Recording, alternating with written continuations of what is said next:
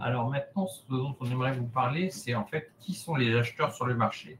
Si on commence par se positionner sur les éditeurs de logiciels, il y a évidemment une première famille d'acheteurs, ce sont les gens de votre écosystème, les concurrents directs ou les gens qui ont des solutions complémentaires à la vôtre et pour qui votre solution ferait un complément de gamme.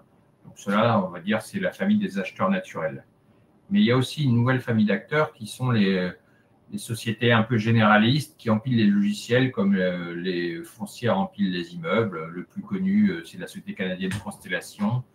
Mais en France, il y a aussi Softnext, DL Software, Otium récemment. Voilà, il y en a un certain nombre qui achètent de manière assez indifférenciée dans des thématiques très variées, différents éditeurs. Et ils les font vivre sur une assez longue durée d'ailleurs, de manière parallèle. Ensuite, nous, on l'a vécu avec FIV lors du rachat de Prosim.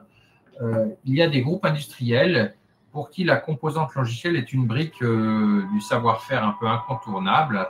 Et donc, dans ce cadre-là, on voit aujourd'hui une nouvelle catégorie d'acheteurs d'éditeurs de logiciels qui sont les industriels. C'est vrai dans l'automobile également, enfin c'est vrai dans beaucoup de domaines, dans l'électronique également. Donc, on voit une nouvelle catégorie d'acheteurs. Ensuite, il y a évidemment, comme dans l'économie en général, tous les fonds d'investissement et leurs participations qui ont des thématiques d'acquisition. Et les fonds d'investissement sont très actifs dans le logiciel.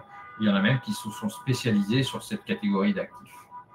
Enfin, on voit, nous, de plus en plus les family office, c'est-à-dire des dirigeants qui ont vendu leur entreprise, qui connaissent très, très bien le monde de la technologie parce qu'ils étaient eux-mêmes à la tête d'un éditeur, qui ont réalisé et qui aujourd'hui souhaitent réinvestir ce produit de cession dans l'acquisition d'autres éditeurs.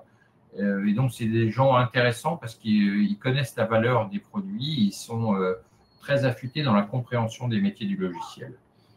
Donc voilà, de manière brève, 5 grandes familles.